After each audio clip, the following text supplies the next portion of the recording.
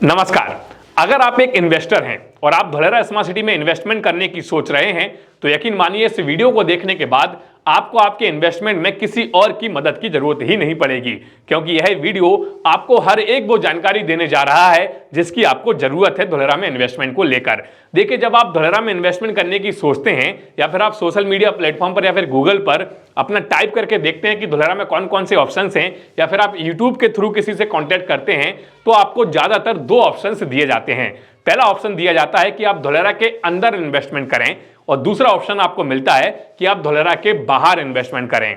मैं अपनी बता दूं तो मैं ज्यादातर लोगों को धोलेरा के अंदर इन्वेस्टमेंट करने की बोलता हूं, क्योंकि अगर आप धोलेरा के अंदर निवेश नहीं करेंगे तो आप धोलेरा में बनने वाली जो फैसिलिटीज डेवलप हो रही हैं, धोलेरा के अंदर जो कंपनीज आ रही हैं, धोलेरा में जो सुविधाएं मिलने जा रही हैं, वो सुविधाएं आपको नहीं मिलेंगी, क्योंकि धोलेरा का बाहर का एरिया गवर्नमेंट फिलहाल तो डेवलप नहीं करेगी। भविष्य में पता नहीं अगर करेगी या नहीं करेगी, वो गवर्नमेंट के ऊपर डिपेंड करता है। इसलिए मैं ज्यादातर लोगों को बोलता हूं कि आप धोलेरा के अंदर निवेश कीजिए, और जो निवेश के लिए मैं ज्यादातर एरिया आपको बताता हूं वो TP2 ईस्ट का एरिया बताता हूं, क्योंकि ये एरिया अभी अंडर डेवलपमेंट है। इस एरिया में भविष्य में आपको अच्छा खासा प्रॉफिट मिल सकता है और जल्दी आपको पोजीशन मिल सकता है। अगर आप कंपेयर करेंगे 5 साल बाद इस एरिया को दूसरे किसी एरिया से, तो जो रीसेल वैल्यू इस एरिया की बनेगी वो रीसेल वैल्यू आपको किसी दूसरे एरिया में नहीं मिलेगी। और यही एक मेरा मकसद रहता है कि लोगों को मैं TP2 ईस्ट सजेस्ट करता हूं।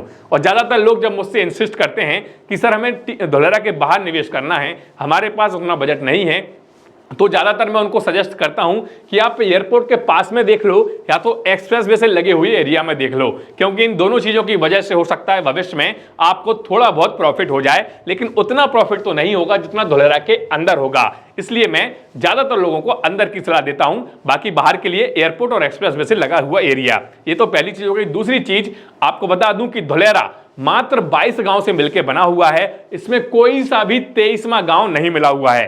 ज्यादातर लोग मुझसे बोलते हैं कि सर इसमें एक और गांव को जोड़ा जा रहा है, फलाने डेवलपर ने मुझसे कहा है, फलाने यूट्यूबर ने मुझसे कहा है। देखिए, ऑफिशियली मैं आपको बता दूं धोलेरा के अंदर सिर्फ और सिर्फ 22 गांव हैं, और ये सारे 22 गांव 3 फेजेस में डिवाइड किए गए हैं, और 3 फेजेस के अंदर 6 टीपीस हैं, मतलब कि 6 टाउन प्लानिंग हैं।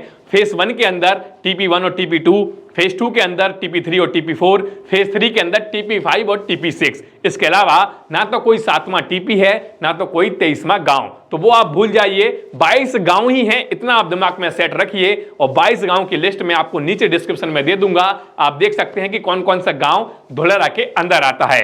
अब हम बात करते हैं कि जो लोग बोलते हैं कि सर हम धोलेरा में निवेश नहीं कर पा रहे हैं, लेकिन धोलेरा के अगर लगे हुए एरिया में हम निवेश कर लें तो क्या शायद हमें बेनिफिट हो सकता है।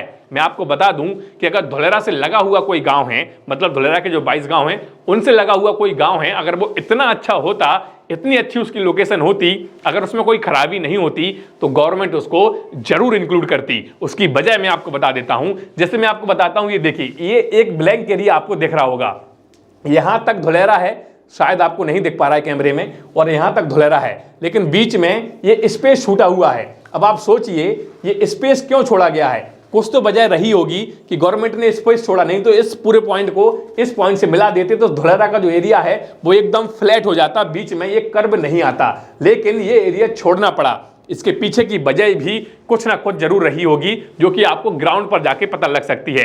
इसके बावजूद अगर आप लोगों को विश्वास नहीं होता तो देखिए, यहां पर रेसिडेंशियल एरिया है, ये TP2 वेस्ट है, इसके बाद ग्रीनरी एरिया रख दिया गया है, मतलब यहां पे कोई डेवलपमेंट नहीं होगा, और उसके बाद इस एरिया को ब्लैंक छोड़ दिया गया है। तो आप समझ जाइए कि जो भी लगे हुए एरिया हैं, हो सकते हैं कि वो पथरीले एरिया हो सकता है कि वहां का मिट्टी सही ना हो सकता है कि वहां पे कोई और दूसरी प्रॉब्लम्स हो, इसलिए धोलेरा स्मार्ट सिटी के अंदर उनको इंक्लूड नहीं किया गया। एक और चीज मैं आपको दिखाता हूं, ये देखिए, जैसे यहां तक धोलेरा है, ये धोलेरा है, ये धोलेरा है, लेकिन बीच का ये हिस्सा छोड़ दिया गया है। अब आप सोचिए कि बीच के इस हिस्से में यहां पर जो प्रोजेक्ट बन सकते थे वो प्रोजेक्ट नहीं बन पाएंगे, इसलिए इस एरिया को छोड़ दिया गया और इसमें इंडस्ट्री को सेटअप कर दिया गया, मतलब इंडस्ट्रियल एरिया यहां पे निकाल दिया गया।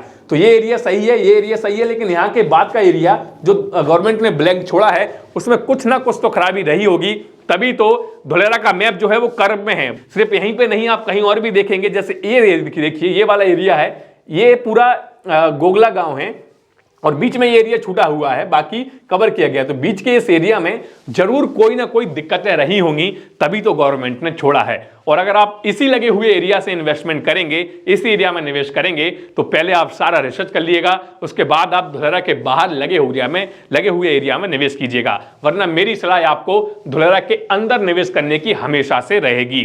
अब एक और चीज जो मैं आप लोगों के साथ डिस्कस करना चाहता हूं, देखिए पिछले कई दिनों से मेरे पास कॉल्स आ रहे हैं और लोग मुझसे बोल रहे हैं कि सर एक फलानी कंपनी है, वो हमसे बोल रही है कि आप धुलेरा में प्रॉपर्टी में निवेश ना करके हमारी कंपनी में निवेश कर दो, हम आपको 1 साल में डबल पैसा दे देंगे, हम आपको पर मंथ के हिसाब से 15-20 हजार रुपए देंगे लाख रुपए जमा करने पर। अब आप सोचिए कि ऐसा हो सकता है कि कोई भी कंपनी आपको बिना किसी काम के सिर्फ 1 लाख रुपए जमा करने पर 15-20 हजार रुपए महीने दे सकती है? अगर ऐसा होता तो यकीन मानिए लोग 1 लाख नहीं 1 करोड़ जमा करते और वहां से 15-20 हजार नहीं 15-20 लाख रुपए मंथ का उठाते। ऐसा नहीं होता है मेरे भाई, सारी चीजें क्रॉस वेरीफाई करके ही आप ऐसी कंपनी में जाइएगा, क्योंकि ज्यादातर जो कंपनी आपको लालच देती हैं कि हम आपको मंथली इनकम देंगे, हम आपको ईयरली इनकम देंगे, आपका पैसा 1 साल में डबल कर देंगे, ये ज्यादातर कंपनियां कुछ ही दिनों की मेहमान होती हैं। तो अगर आप इन्वेस्टमेंट करना चाहते हैं तो धुलेरा के अंदर प्रॉपर्टी में निवेश कीजिए, ना कि किसी कंपनी में।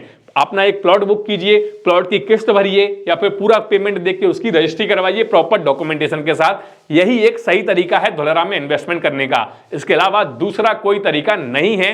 पूरे धुलेरा के अंदर जो भी चीजें आपके पास से आती हैं कि भाई हम आपको मंथली इनकम देंगे, हम आपका पैसा 1 साल में डबल कर देंगे, हम आपको कार गिफ्ट में देंगे, हम आपको एक फ्लैट गिफ्ट में देंगे, ये सिर्फ और सिर्फ धुलेरा के बाहर की स्कीमें होती हैं। धुलेरा के अंदर ऐसी कोई स्कीम नहीं होती, और ज्यादातर जो स्कीमें होती हैं वो ऐसे ही किसी एरिया में होती हैं जो जमीनें बिल्कुल यूजलेस होती हैं। धुलेरा के बाहर के लगे हुए एरिया में ऐसी स्कीमें आपको ज्यादातर मिलेंगी।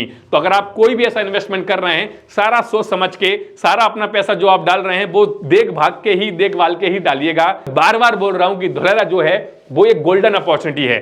धुलेरा को मैं गलत नहीं ठहरा रहा हूं, धुलेरा एक बहुत बढ़िया इन्वेस्टमेंट है। आज यहां पर जो इन्वेस्टमेंट करता है, यकीन मानिए भविष्य में उसको अच्छा खासा प्रॉफिट मिलेगा और एक वर्ल्ड क्लास स्मार्ट सिटी में वो अपना इन्वेस्टमेंट करेगा। लेकिन लालच में आकर कि भाई सस्ता मिल रहा है, ज्यादा मिल रहा है, कम दाम में मिल रहा है, अच्छा समय मिल रहा है पैसा देने के लिए, तो ये शायद लालच आपके लिए बला बन सकती है। तो ये लालच से दूर रहिएगा, क्योंकि लालच हमेशा आपको फंसाएगी।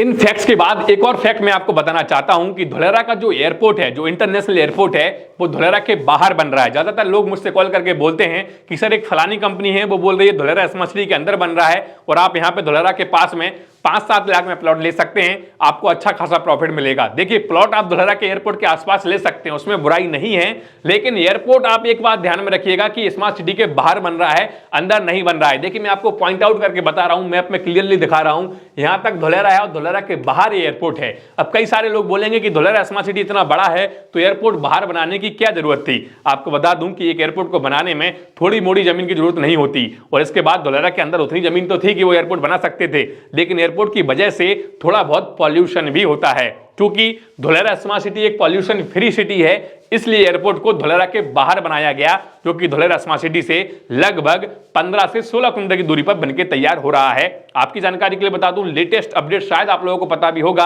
कि एयरपोर्ट का भी काम शुरू हो चुका है और एक्सप्रेस वे का भी काम शुरू हो चुका है।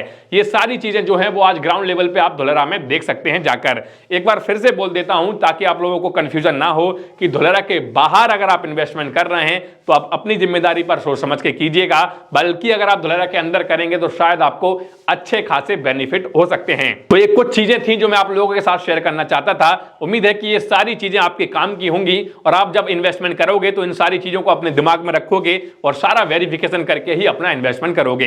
तो अगर आप में से कोई भी इन्वेस्टमेंट करना चाहता है और आपके मन में कोई डाउट है, कोई दुविधा है, कोई कंफ्यूजन है, आप जानना चाहते हो कि भाई हम कैसे इन्वेस्टमेंट कर सकते हैं, क्या रीजनेबल प्राइस होना चाहिए, क्या क्या डॉक्यूमेंट वेरीफाई करने चाहिए, तो इन सब के लिए आप हमसे भी मदद ले सकते हो। हमारा नंबर लगातार स्क्रीन पर आ रहा है, आप बस हमें एक व्हाट्सएप पे मैसेज डाल दीजिए, हमारी तरफ से आपको कॉल आएगा और आपकी सारी कंफ्यूजन हम कॉल पर दूर कर देंगे। उम्मीद है कि ये वीडियो आपको पसंद आया होगा। अगर वीडियो पसंद आया तो उसको लाइक कीजिए, देखिए वीडियो को ज्यादा से ज्यादा शेयर भी कीजिएगा, क्योंकि जो लोग शायद लालच में फंस सकते हैं, शायद आपका ये शेयर उनका पैसा बचा सकता है। तो वीडियो को अपने रिश्तेदारों के साथ, अपने रिलेटिव्स के साथ, अपने फैमिली मेंबर्स के साथ शेयर करना ना भूलिएगा। इसके अलावा चैनल को सब्सक्राइब करके भी जाइएगा और बेल आइकन को भी प्रेस कीजिएगा, ताकि भविष्य में हम ऐसे कोई भी वीडियो अपलोड करें उसका नोटिफिकेशन सबसे पहले आपको मिले। चलिए आज के इस वीडियो में इतना ही, मिलते हैं अगले वीडियो में, तब तक के लिए जय हिंद, जय भारत।